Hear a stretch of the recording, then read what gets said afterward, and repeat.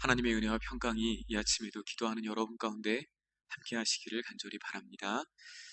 시편 36편은 다윗의 시입니다. 특별히 다윗은 이 시를 통해서 악인의 실상이 무엇인지를 보여주고 그와 대조되는 하나님의 인자하심, 그 하나님의 사랑의 광대하심을 보여주고 있습니다. 1절에서 다윗은 악인이 누구인지를 먼저 말하고 있습니다. 1절의 말씀을 우리 다 함께 다시 한번 봉독하겠습니다.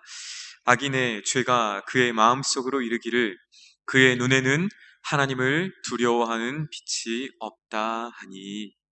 이해를 돕기 위해서 1절의 말씀을 새로 번역된 성경으로 제가 다시 읽겠습니다. 악인의 마음 깊은 곳에는 반역의 충동만 있어 그의 눈에는 하나님을 두려워하는 기색이 조금도 없습니다. 누가 악인입니까? 우리는 종종 텔레비전 뉴스를 통해서 세상의 수많은 악행을 접합니다.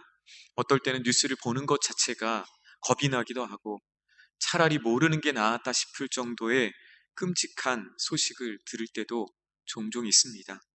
아니, 요즘에는 웬만한 사건, 사고에는 사람들이 그리 많이 놀라지도 않습니다. 왜냐하면 그보다 더한 것들을 이미 많이 듣고 또 보았기 때문입니다. 그런데 놀랍게도 오늘 성경의 말씀은 누가 악인이라고 말하고 있습니까? 텔레비전 뉴스에 나올 만한 사람, 그렇게 언론에서 소개하고 누가 봐도 죄인이라고 여기는 사람, 저런 사람은 벌을 받아도 마땅하다라고 여길 만한 그런 사람만이 죄인이 아니고 오늘 하나님께서는 그의 마음과 그의 눈에 그리고 그의 삶에 하나님 두려워함이 없이 살아가는 사람, 바로 그가 오늘 하나님 앞에서 악인이라 말씀하고 계십니다. 우리는 악을 그 결과를 통해서 그 열매를 통해서 보고 평가하지만 하나님은 오늘 말씀에 악인을 그렇게 평가하지 않으신다고 말씀하십니다. 물론 행실을 통해 악한 일을 일삼는 자도 악인이지만 그보다 앞서 성경은 악인을 하나님과의 관계에서 정의 내리고 있습니다. 다시 말해 하나님 두려워함이 없는 사람, 하나님 경외하지 않는 사람, 성경은 이들을 일컬어 악인이다, 죄인이다 라고 말하고 있습니다. 마음에 하나님을 두려워하지 않는 사람이 왜 악인입니까? 그 마음에 하나님을 두려워하지 않으면 누구를 자랑하게 될까요? 자기 자신을 자랑하고 세상을 두려워하기 때문입니다. 성도는 하나님께서 주신 나 자신을 사랑해야 합니다. 우리의 건강을 잘 보살피고 또 우리의 몸을 아껴야 할 이유도 여기에 있습니다. 그러나 하나님과의 관계에서 나를 사랑하고 나를 소중히 여기는 것과 하나님을 떠나 하나님 없이 나 자신만을 사랑하는 것은 전혀 다른 차원의 문제이다라는 것입니다. 마음에 하나님이 없을 때, 그리고 내 안에 내 자신만으로 가득할 때 무슨 일이 일어납니까? 그로 인해 우리의 마음과 삶에서 자연스럽게 죄의 열매들을 맺게 된다라는 것입니다. 그의 마음이 어떻습니까? 오늘 성경에서 다윗은 악인의 마음을 이렇게 드러내고 있습니다. 내가 저지른 일은 아무도 알지 못할 것이다. 세상에 보이는 것은 나밖에 없다라고 생각한다는 것입니다. 자신의 악행을 부끄러워하고 또 자신의 악을 가지고 하나님 앞에 나와 회개하기보다는 다른 사람 앞에서 그 악행이 드러나지 않는 것으로 인해서 오히려 자랑하거나 오히려 의시된다라고 말하고 있습니다. 또한 그들의 말은 어떻습니까? 3절에 보니 그들의 말은 온통 죄악과 속임수입니다. 거짓을 진실처럼 말하고 다른 사람을 속이는 말이 그들의 입술에 가득합니다. 입만 열면 사기와 속임수가 끊이지 않습니다. 그리고 그들의 삶은 어떻습니까? 4절에 보면 그는 침상에서도 죄악을 꾀한다라고 말합니다. 잠자리에 들면서도 악한 짓을 궁리합니다. 스스로 악한 길에 서서 악을 거절하지 않는 삶을 그대로 살아갑니다. 하나님을 인정하지 않는 사람, 결국 온 우주의 통치자요, 창조자 되시는 하나님을 두려워하지 않는 사람은 결국 하나님 앞에서 악인의 길을 걸어갈 수밖에 없음을 성경은 보여주고 있습니다. 주 안에 사랑하는 여러분, 여러분에게 하나님 경외함이 있습니까? 경외가 무엇입니까? 경외는 하나님의 권위와 그 거룩함에 대한 공경과 두려움을 말합니다. 그 하나님의 권위 앞에, 그 하나님의 거룩하심 앞에 우리의 마음을 두렵고 또 사랑함으로 하나님을 따르는 것, 그것이 바로 하나님을 경외함이다라는 것입니다. 시내 산에서 하나님의 법, 율법이 주어질 때 하나님은 영광과 광채 가운데 친히 나타나셔서 이 경외함을 이스라엘 백성들의 마음속에 심어주셨습니다. 신명기 4장 10절 이하의 말씀에 보면 내가 호렙산에서 내 하나님 여호와 앞에 섰던 날에 여호와께서 내게 이르시기를 나에게 백성을 모으라. 내가 그들에게 내 말을 들려주어 그들이 세상에 사는 날 동안 나를 경외함을 배우게 하며 그 자녀에게 가르치게 하리라 하시매. 경외는 하나님의 백성들이 하나님 앞에 진실되게 섰을 때 자연스럽게 드러나는 반응입니다. 하나님의 살아있고 능력 있는 말씀 앞에 서 있을 때 그것을 내가 해석하거나 또는 내가 그 말씀의 주관자가 되지 않고 그 말씀 앞에 철저하게 엎드렸을 때 자연스럽게 드러나는 반응이 바로 하나님 경외함이라고 말씀하고 있습니다. 사람의 말이 아니라 하나님의 말씀으로 날마다 받고 하나님 말씀 앞에 두렵고 떨림으로 서는 사람, 바로 그가 오늘 하나님은 나를 경외하는 자다라고 말씀하고 계신다는 것입니다. 오늘 그런데 하나님을 두려워하지 않는 사람, 하나님을 경외하지 않는 사람은 어떻습니까? 오늘 그 말씀을 나에게 주시는 말씀으로 듣는 것이 아니라 다른 사람에게 적용하거나 또는 그 말씀을 듣고도 외면하는 사람, 그는 오늘 우리가 입술로 말하지는 않지만 실제로 하나님 앞에서 하나님을 전혀 경외함이 없는 사람이라고 오늘 주님은 우리에게 말씀하고 계십니다. 주 안에 사랑하는 여러분, 오늘 하나님을 경외하는 저와 여러분의 삶이 되기를 주님의 이름으로 간절히 소망합니다.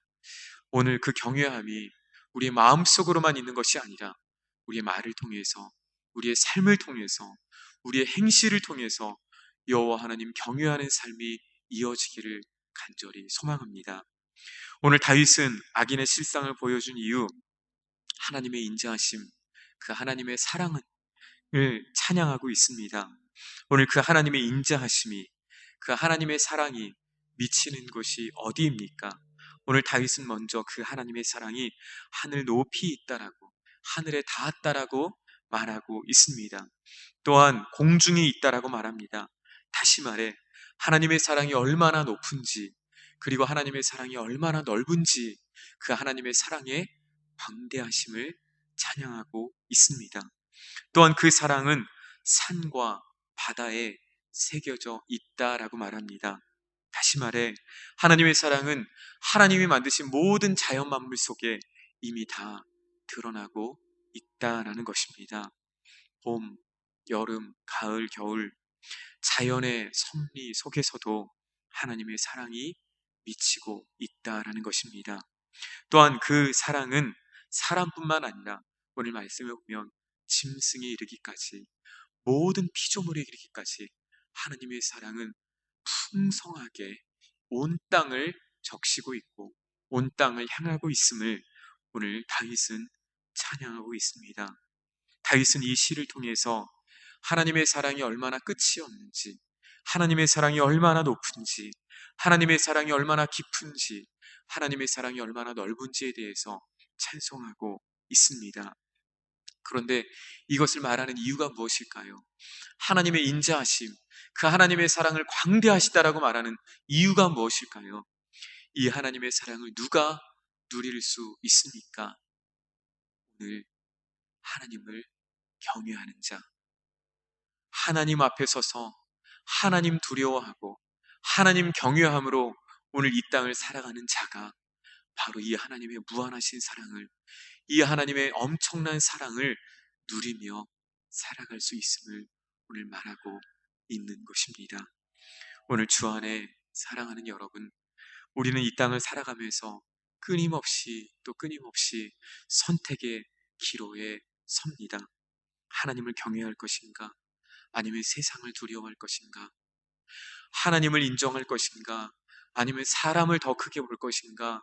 라는 선택의 기로에 설 때마다 오늘 하나님께서 저 여러분에게 은혜를 베푸시사 오늘 하나님 경외하는 삶을 선택하는 은혜가 있기를 주님의 이름으로 소망합니다. 우리가 눈으로 보는 이 세상, 손으로 만지는 이 세상을 살아갈 때에는 하나님보다 세상을 의지하고 사람을 의지하고 세상의 방식으로 살아가는 것이 더 잘 되는 것 같고, 믿음을 지키고 신앙의 순수성을 지키는 것이 손해보는 것 같지만, 오늘 하나님은 다윗을 통해 영적인 실상이 무엇인지를 우리에게 보여주고 있습니다. 오늘 악인의 결말이 무엇입니까? 12절 말씀입니다. 우리 12절 말씀을 함께 봉독하겠습니다. 악을 행하는 자들이 거기서 넘어졌으니 엎드러지고 다시 일어날 수 없으리이다. 아멘. 악인은 의인에 이르지 못한다는 것입니다. 다시 엎드러지는데, 그들은 넘어지고 다시 일어나지 못하는데, 넘어지고 엎드러지고 다시 일어날 수 없다라고 말씀하십니다.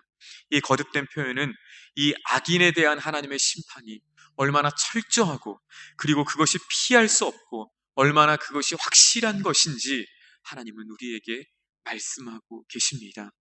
그런데 이와 대조적으로 의인의 결말은 어떻습니까? 8절의 말씀입니다. 우리 8절의 말씀을 다시 한번 봉독합니다. 그들이 주의 집에 있는 살찐 것으로 풍족할 것이라. 주께서 주의 복락의 강물을 마시게 하시리이다. 아멘. 7절 하반절에 보면 사람들이 주의 날개 그늘 아래 피한다고 표현합니다. 언뜻 보면 약하고 힘이 없어 악인들에 의해 쫓겨다니고 피해야만 하는 그런 처량한 신세같이 보입니다. 하지만 하나님은 그것이 처량하고 그것이 불쌍하고 그것이 안타까운 것이 아님을 8절의 말씀을 통해서 우리에게 말씀하고 계십니다. 그것이야말로 가장 복된 길이요, 그것이야말로 가장 행복한 결말을 가져온다라고 말씀하고 있습니다. 하나님께로 피하는 사람, 사람의 소리를 듣지 않고 하나님께 피해서 주님 말씀이 나에게 말씀하시는 대로 순종하는 사람, 하나님께서는 그에게 복을 주시는데 주의 집에 있는 살찐 것으로 풍족하게 하시며 복락의 강물, 영원한 하나님의 생수의 단물을 마시게 하실 것이다. 주님 말씀하고 계십니다. 주 안에 사랑하는 여러분, 오늘 이 땅을 살아갈 때에는 악인의 길을 걷는 것이 형통한 것 같고 악인의 삶을 부러워할 때가 혹 있을지 모르지만, 그러나 오늘 이 말씀은 악인의 결말과 그리고 하나님을 경외하는 자의 결말이 무엇인지를 너무나 분명하게 대조적으로 보여주고 있습니다. 여호와께로 피하는 자, 여호와의 말씀 안에 거하는 자, 여호와의 말씀으로 끊임없이 내 삶을 다시 한번 점검하는 자, 그가 오늘 하나님이 주시는 영원한 기쁨과 평강을 누리는 줄로 믿습니다. 오늘 주 안에 사랑하는 여러분, 여호와 하나님을 경외함으로 그 하나님의 날개 그늘 아래에서, 그 하나님의 풍성한 그늘 아래에서 하나님이 주시는 하늘의 양식과 생수를 먹고 마시며 이 놀라운 사랑을 누리는 이 놀라우신 은혜가 오늘 여러분과 저희 함께 하시기를 주님의 이름으로 간절히 축원합니다. 걸어가신 하나님, 은혜를 감사합니다.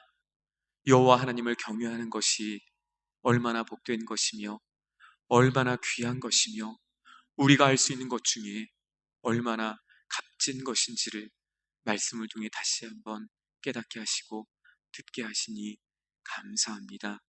하나님, 여호와 경외하는 자, 이 세상에서는 때로는 약해 보이고 또 흔들리는 것 같아 보이고 때론 이 세상에서 인정하지 않는다 하더라도 주님이 주시는 참된 양식을 먹고 주님이 주는 참된 생수를 마실 줄을 믿습니다.